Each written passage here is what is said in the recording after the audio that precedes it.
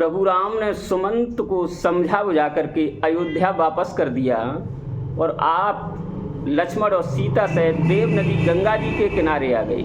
यहाँ गोस्वामी जी लिखते हैं, बरबस राम सुमंत्र पठाए, सुरसरी तीर आप तब आए, मांगी नावन केवट आना, कहिए तुम्हार मरम मैं जाना। जब देव नदी गंगा जी के किनारे प्रभु राम पहुँचे, केवट जो नाव चला रहा था दूसरे किनारे पर था। प्रभु ने उससे मांगी नाव, कहा कि केवट भैया नाव इधर ले आओ, मुझे उस पार जाना है। लेकिन न केवट आना, केवट नहीं आया। उसने मना कर दिया कि प्रभु मैं नहीं आने वाला। प्रभु ने कहा ऐसी क्या बात है भाई, क्यों मुझे क्यों नहीं पार उतारेंगे आप? तो केवट बोला कि चरण कमल सृज कहूँ सब कही, मानुष करन मूर कछु है। आपके चरणों की जो रज है उसमें बड़ा जादू है। कोई ऐसी मूर है, कुछ ऐसी संजीवनी है जिसमें कि पत्थर भी स्त्री बन जाए। कहिए तुम्हार मर्म मैं जाना। उसने कहा हे प्रभु राम, मैं उस मर्म को जानता हूँ। यहाँ इस मर्म शब्द पर बहुत से विद्वान बड़ी माथापच्ची करने लगते हैं कि ये किस मर्म की बात कह रहा है। यहाँ कोई मर्म शब्द किसी गूढ़ अर्थ को नहीं दिखा रहा है, एक साधारण सी बात को ही दिखा रहा है। थोड़ा पीछे चलते हैं 2 मिनट के लिए। जब सीता जी के स्वयंवर में सभी राजा लोग बैठे हैं, प्रभु राम भी बैठे हैं और सबने अपनी अपनी भावनाओं को के अनुरूप राम को देखा। जाकी रही भावना जैसी, प्रभु मूर्ति देखी तिन तैसी। अपनी अपनी भावना के अनुसार प्रभु की मूर्ति को देखा। तुलसीदास जी आगे ये भी लिखते हैं कि निज निज रुख राम ही सब देखा, और को न जान कछु मर्म विसेखा। सबने प्रभु राम को अपनी तरफ मुंह किए देखा, लेकिन किसी ने भी वो विशेष मर्म नहीं जान पाया। यहाँ मर्म शब्द जो है गूढ़ अर्थ को प्रकट करता है, लेकिन यहाँ पर गूढ़ अर्थ प्रकट नहीं कर रहा है कि मांगी नावन केवट आना, कहिए तुम्हार मर्म मैं जाना। यहाँ मर्म शब्द किसी गूढ़ अर्थ को नहीं बता रहा है। इतना ही बता रहा है कि चरण कमल रज कहूँ सब कही, मानुष करन मूर कछु अहि। आपके पैरों की जो रज है, धूल है, उसको सब कहते हैं, मैं ही नहीं कहता। कि उसमें कुछ ऐसा है जो उसके छू जाने भर से कोई पत्थर तक स्त्री बन जाता है। कि छुअत सिला भई नारी सुहाई, पाहन तैन काठ कठिनाई। पत्थर भी जब स्त्री बन गया, आपको तो पता ही है, तो पत्थर से ज़्यादा काठ मजबूत नहीं होता। मेरी नाव तो काठ की है प्रभु। और अगर तरनियून घरनी हुई जाई, बाट पर मोरी नाव उड़ाई। अगर मेरी नाव भी ऋषि की घरनी हो जाए, ऋषि की पत्नी बन जाए, तो मैं क्या करूँगा? क्योंकि यही प्रतिपालूं सब परिवारू, नहीं जानहूँ कछु और कवारू। मैं इसी नाव के सहारे से ही अपने परिवार को पालता हूँ और कोई धंधा जानता नहीं हूँ। इसलिए प्रभु मैं आपको पार नहीं करूँगा। और अगर पार होना ही चाहते हो तो एक मेरी शर्त मानिए। प्रभु ने कहा भैया शर्त बताओ, क्या शर्त है? सुनो कि जाऊं प्रभु पार अवश्य गाचहू।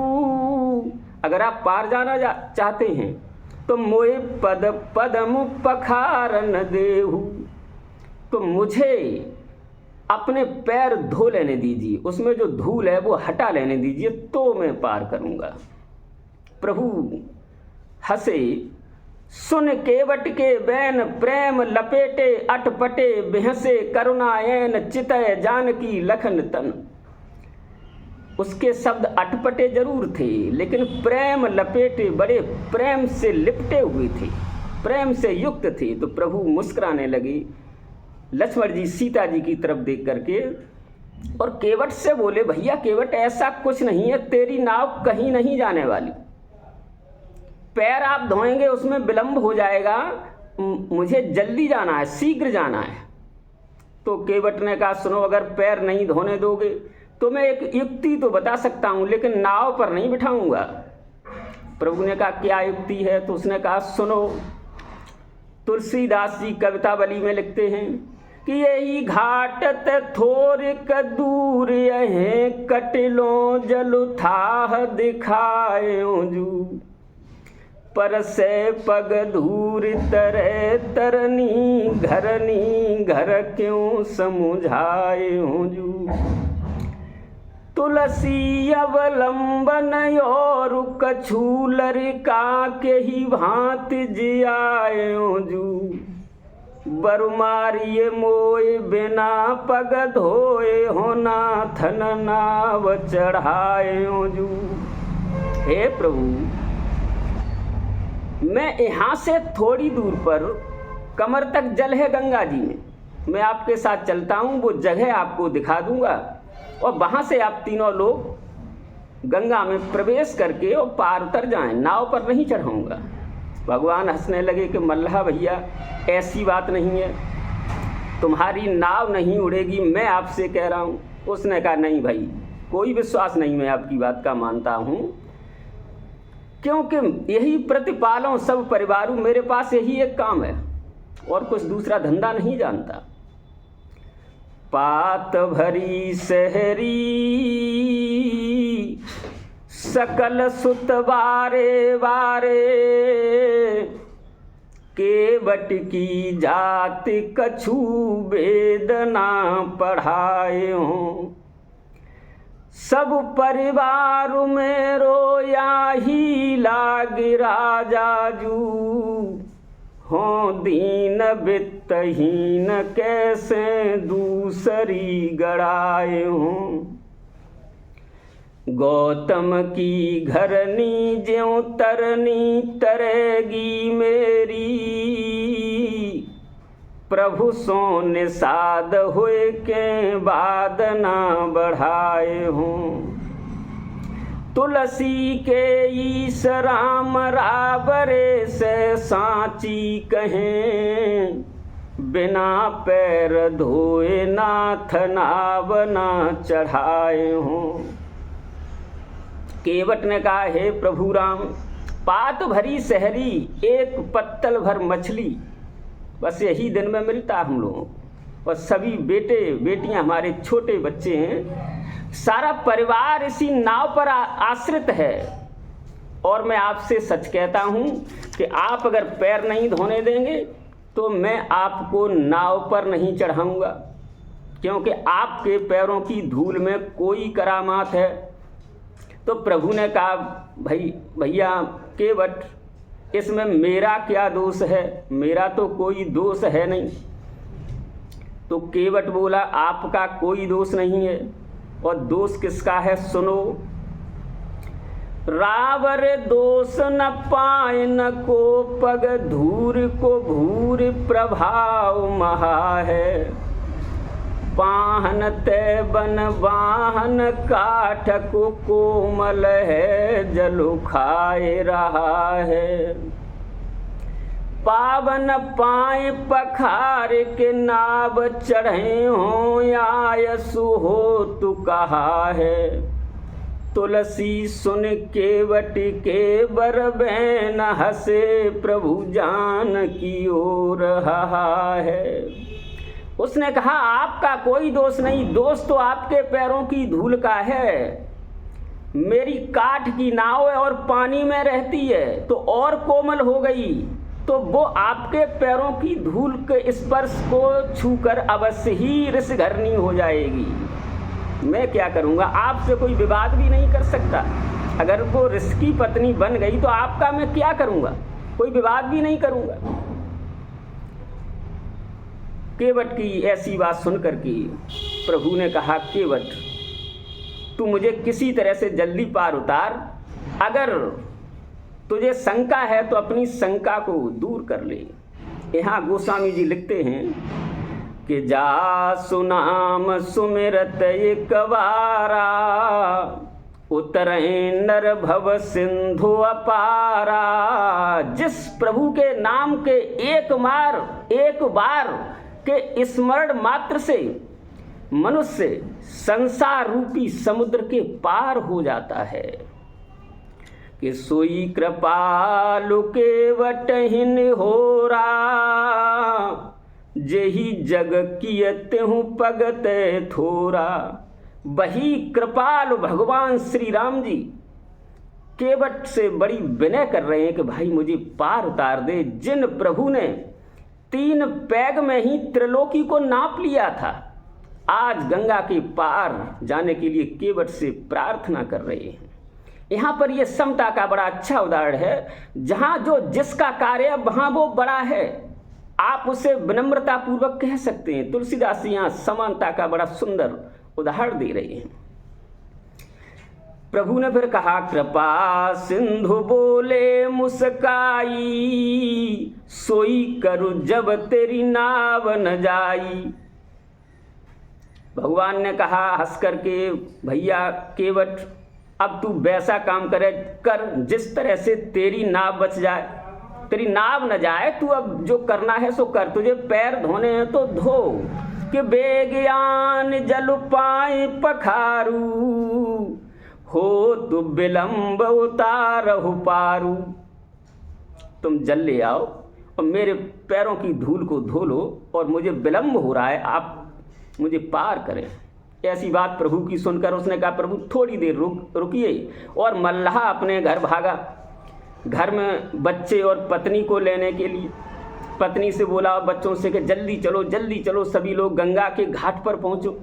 पत्नी ने कहा, बड़े उत्साह में हैं, ऐसा गंगा के घाट पर क्या तुम्हें धन मिल गया? क्या वहां धन लुट रहा है? ऐसा सब लोग लूटने के लिए चले, क्यों चले गंगा के घाट पर? बात क्या है? केवट ने कहा, धन तो सुन कि पायो जी में तो राम रतन धन पायो जी में तो राम रतन धन पायो। केवट की पत्नी ने कहा, ये कवियों की भाषा कब से बोलने लगी तुम, और ये राम रतन धन क्या होता है? तो उसने कहा, सुनो, जन्म जन्म की पूंजी पाई जग में सभी खुबायो, खर्चे नाय कोई चोर न लेवे, दिन दिन बढ़ तू सबायो, पायो जी में तो राम रतन धन पायो। उसने कहा, इस तरह से मेरी समझ में नहीं आ रहा, तुम सीधे सीधे बताओ बात क्या है। उसने कहा, सुनो कि नाम अजामिल से खल कोटि अपार, नदी भव बूढ़त काढ़े, जे सुमिरे गिर मेरु से लाकन, होत अजा खुरबार धबाड़े। तुलसी जही के पद पंकज ते प्रकटी, तटनी जो हरे अघगाढ़े, सोई प्रभु स्वयं सरिता तरवे को, मांगत नाव किनारे हुए ठाड़े। जिनके नाम से अजामिल जैसा पापी उद्धार को प्राप्त हो गया, जिनके स्मरण मात्र से मेरू जैसा पर्वत भी पत्थर का छोटा टुकड़ा बन जाता है, जिनके सुमिरन मात्र से ही समुद्र भी बकरी के खुर में समा जाता है, और जिनके पैरों से स्वयं गंगा जी निकली हैं, वही प्रभु आज घाट पर खड़े हैं, नाव मांग रहे हैं, उनको पार जाना है, आप भी चलिए, जल्दी चलिए। तो सभी वहाँ से भागे, सबने आकर चारों ओर से प्रभु को घेर लिया। केवट के जितने थे, पिंटू चिंटू मिंटू सिंटू, सभी घेर के बैठ गए। प्रभु हंसने लगे। यहाँ गोस्वामी जी लिखते हैं कि प्रभु रुख पाई के बुलाए बालक न घर ने, बंद के चरण चहूँ दिस बैठे घेर घेर। छोटो सो कठौता भरियान पानी, गंगाजू को धोए पाए पियत पुनीत बार फेर फेर। तुलसी सराहें ताको भागुसान राग सुर, बरसें सुमन जय जय कहें टेर टेर। तुलसी स्नेह सानी बानी असयानी, सुन हसे राघव जानकी लखन तन हेर हेर। प्रभु की आज्ञा पा करके कठौता में पानी ला करके और सब लोग घेर कर बैठ गए और धोए पाए पियत पुनीत बार फेर फेर। उनके पैरों को धो करके वो पुनीत जल पीते हैं, अपने पितरों को देते हैं। सबका कल्याण किया केवट ने, और बड़े धीरे धीरे पैर धो रहा है, देर लगा रहा है। चालाकी देखिए उसकी। राघव थे खड़े कठौती में, वह एक एक पग धोता था, इसका कुछ ध्यान नहीं उसको अति काल कार्य में होता था। प्रभु खड़े हैं एक पैर पर, वो बड़े धीरे धीरे धो रहा है।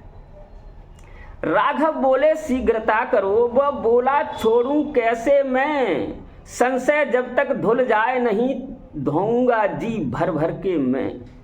प्रभु ने कहा थोड़ा भैया शीघ्रता कर लो। उसने कहा नहीं, जब तक शंका न मिट जाए तब तक कोई शीघ्रता नहीं, खड़े रहिए। अधिकार इस समय मेरा है, मैं उसे न खोऊंगा राजा। अभी मेरा अधिकार है, मैं अपने अधिकार को खोऊंगा नहीं, और वह मुझ पर ही निर्भर है, कब तक पग धोऊंगा राजा। देखिए भक्त क्या भक्त होता है। आज भक्त की मर्जी से प्रभु बंधे पड़े हैं। उसने कहा ये मेरी मर्जी है, मैं पैर कब तक धोऊंगा, यहाँ आपका कोई काम नहीं है। तो प्रभु बोले समझो जरा समय हो रहा नष्ट, एक पांव हम खड़े हैं इसका भी है कष्ट। हम एक पैर पे खड़े हैं, इसका कष्ट भी तो हो रहा है। तो केवट ने कहा इसकी भी जुगाड़ है मेरे पास प्रभु, बताओ तो बता दूं। प्रभु ने कहा बता भैया, अब तो तू जैसा कहेगा वैसा करना पड़ेगा। भक्त के बंधन में प्रभु भक्तों ने मुँह को नाना भांति नचायो। केवट बोला कि प्रभु लंबे लंबे हाथ, प्रभु वो हाथ उठाओ नाथ अपना। आपके प्रभु जो लंबे लंबे हाथ हैं उसमें से एक हाथ उठाइए, रखो मुझ सेवक के सिर पर राजा जी वही हाथ अपना। और अगर थक गए हैं तो अपना हाथ मेरे सर पर रख लो, जिससे आपको सहारा मिल जाएगा। देखिए क्या बात है, पैर भी धो रहा है और सर पर हाथ भी रखवाया आशीर्वाद का। लक्ष्मण सीता ही नहीं धन्य कह उठे उस समय शंकर भी, जब प्रभु राम ने केवट के सर पर हाथ रखा तो भगवान शिव भी धन्य है कहने लगे। धो रहा धन्य चरणों को भी और रखवाया हाथ शीश पर भी। भगवान स्वयं चलकर आए केवट को दर्शन देने, और कितने प्रेम से वो पैर धो रहा है और प्रभु ने हाथ रख दिया उसके सर पर। ऐसे करके जब उसने पैर धो लिए तो प्रभु से कहा अब आप नाव पर बैठिए। तो प्रभु नाव पर बैठे, और जब प्रभु नाव पर बैठे तो गंगा जी भी दर्शन करने के लिए अपनी धारा को रोक लिया उन्होंने। जी भरकर दर्शन करने को धारा ठहराई गंगा ने, भगवान चढ़े तो माथे पर वह नाव उठाई गंगा ने। धारा रुक गई एक बार के लिए प्रभु का दर्शन करने के लिए कि कहाँ प्रभु, और आज कैसी कौतुक कर रहे हैं, कैसा खेल कर रहे हैं, नाव से पार हो रहे। जही जग किए तेहु पगते थोड़ा, तीन पैरों में त्रिलोकी को नापने वाले कैसा खेल कर रहे। देखो नाव से पार हो रहे हैं। इस दृश्य को देखने के लिए गंगा ने भी अपनी धार रोक दी। उधर सूर्य और बादलों में झगड़ा होने लगा। सूरज भी इस दृश्य को देखने के लिए अपने मन का लोभ नहीं रोक सके और प्रभु के दर्शन करने के लिए स्थिर हो गए। इधर बादल भी प्रभु का ये दर्शन करना चाहते हैं कि आज प्रभु नाव पर बैठे हैं, दृश्य कितना सुंदर होगा, हम भी देखेंगे। तो बादल भी आ गए उस दर्शन करने के लिए। यहाँ सूरज और बादलों में झगड़ा हो रहा है। किस तरह का? सूरज ने कहा बादलों से हट जाओ दर्शन करने दो, तुम क्यों आ गए बीच में ही इस छवि को हमें निरखने दो। अरे भाई तुम बादल, तुम बीच में क्यों आ गए? इस सुंदरता को, इस छवि को, इस कौतुक को, भगवान के इस खेल को मुझे देख लेने दो। उत्तर में बादल गरज उठे, उत्तर में बादल गरज उठे, मत बको कौन हो टोक रहे, हम दर्शन करने आए हैं दर्शन से हमको रोक रहे। बादलों ने कहा कौन हो तुम? अरे भाई हम दर्शन करने आए तो हम नहीं करेंगे क्या, हमें क्यों रोक रहे हो तुम? तो सूर्य ने कहा, तब कहा सूर्य ने दर्शन का पहले हक नहीं तुम्हारा है सूर्य वंश में रामचंद्र इससे अधिकार हमारा है। भाई दर्शन का पहले अधिकार मुझे है, सूरज ने कहा, क्योंकि भगवान राम सूर्य वंश में हैं तो मेरा अधिकार पहले है, इसलिए तुम हट जाइए और मुझे दर्शन करने दो। तो बादलों ने भी अपना तर्क दिया कौन सा, बादल बोले रहने भी दो। अरे चुप हो जाओ सूर्य भगवान, बादल बोले अरे रहने दो, क्या बात कर रही हो? बादल बोले रहने भी दो, ये फिक्रे नहीं ढंग के हैं, इससे पहले हक है मेरा, हम दोनों एक रंग के हैं। भाई प्रभु का जो रंग है, बादलों ने कहा भाई मेरा रंग है, हम दोनों एक ही रंग के, इसलिए पहले हक मेरा है तुम्हारा नहीं। और बादलों ने एक तर्क दिया कि वो भी घनश्याम कहाते हैं, मैं भी घनश्याम कहाता हूँ, इस श्याम रंग के नाते से हम एक बखाने जाते हैं। उनको भी घनश्याम कहते हैं लोग और मुझे भी घनश्याम कहते हैं। ये श्याम रंग के नाते से हम दोनों एक हैं, इसलिए मेरा है हक पहले प्रभु के दर्शन करने का। इस प्रकार जब दोनों में झगड़ा हुआ, बढ़ गई रार जब दोनों में, तो हवा ने बीच बचाव किया, थोड़ा थोड़ा मौका देकर दोनों को दर्शन का लाभ दिया। जब दोनों में रार बढ़ने लगी, झगड़ा बढ़ने लगा, तो हवा ने बीच बचाव किया। हवा आई, बादलों को हटा दिया, सूरज को मौका दिया, फिर हवा रुक गई तो फिर बादलों ने दर्शन किए। इस तरह करके प्रभु गंगा को पार कर रहे हैं। इधर केवट नाव नहीं चला रहा है और बल्ली रख दी। भगवान ने कहा भैया केवट बल्ली तो चलाओ, नाव कहीं धार में न बहने लगी। तो केवट बोला कि हे राम, बलि जब नौका पर बल्ली की कौन जरूरत है, और माझी डर मत, मझधार में अब जाने की रही न सूरत है। अब मझधार में नहीं जाने वाली प्रभु, आप स्वयं ही बैठे। भय तो उस समय नाव का है जब उसका खेवन हार न हो, बैठा है जब वो बेड़े पर तो कैसे बेड़ा पार न हो। जब वही बेड़े पर बैठा है तो बेड़ा तो पार होगा ही।